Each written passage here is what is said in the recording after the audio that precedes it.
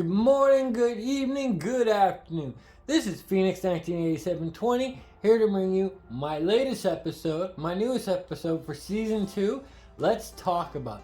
In today's topic, we're going to be talking about the game Ocarina of Time.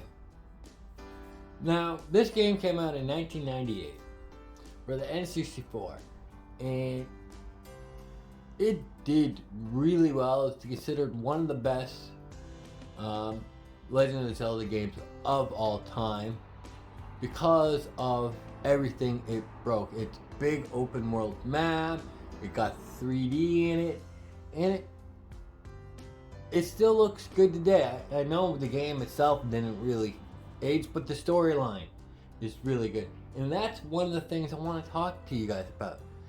Ocarina of Time is probably considered one of the most saddest stories there is in a Zelda game ever. And if you think about it, doesn't matter what ending you get or what part of the timeline you get, it's sad and devastating. Like if Link fails as a kid and can't get to Ganon and that stuff, well, guess what? He ends up dying as a kid. Let's say he makes it as a kid, like the game says, and where's the stuff off to, that he becomes an adult. Well, if he fails as an adult, there's no more Hero of Time.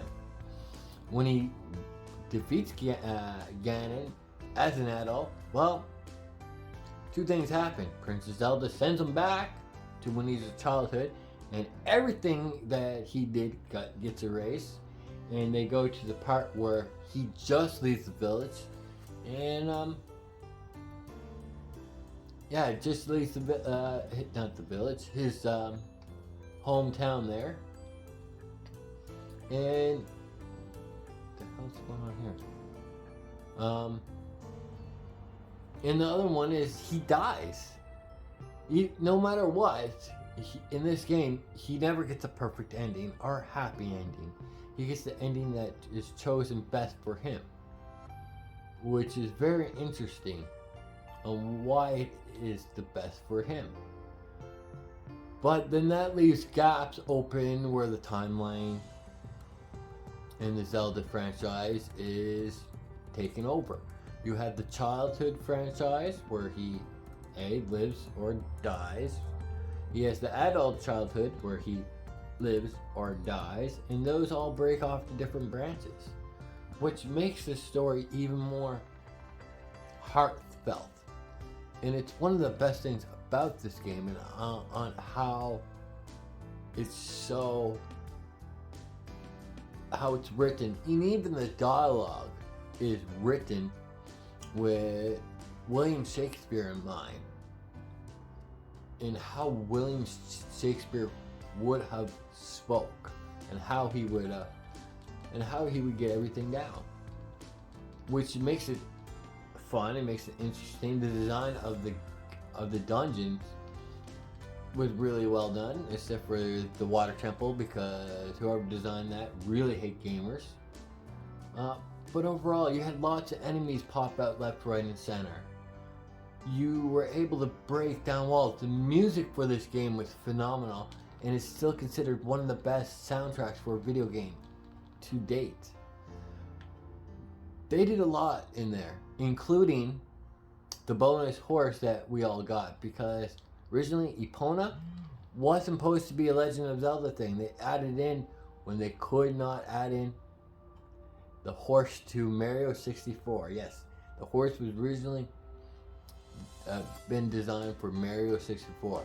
They couldn't get the mechanics out when the game wanted, so they completely removed it. Then they were able to get the mechanics right for the Legend of Zelda Ocarina of Time. But this game broke down walls, and it's still considered one of the heaviest played retro games ever. I know right now they're screaming to have this as a remastered or a remake or even upscale port and bring that over to Nintendo Switch, because Nintendo should do it, because it'd be smart business, because they know this game would fly off the shelves. It's one of the heaviest talked about Zelda games by Zelda fans, especially the OG Zelda fans, and there's nothing wrong with that. So, like I said, let's talk about it. What are your guys' thoughts? Do you think that this is one of the best Zelda games out there? Do you guys think this has one of the saddest stories ever told, or do you think it's overhyped, overrated? But like I said, so let's talk about it. So I'm ending my segment right here because I want to know from you guys what you guys want. So do that when you drop down, scroll down, and there it says comment below.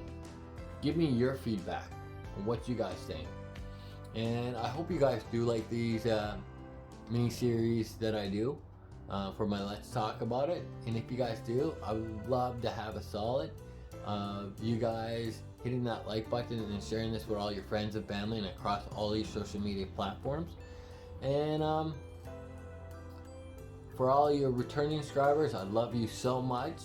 And for my new listeners, watchers, if you're not a subscriber to me, can you do me a solid? Hit that subscribe button, and then right beside it is the notification bell. Hit that as well.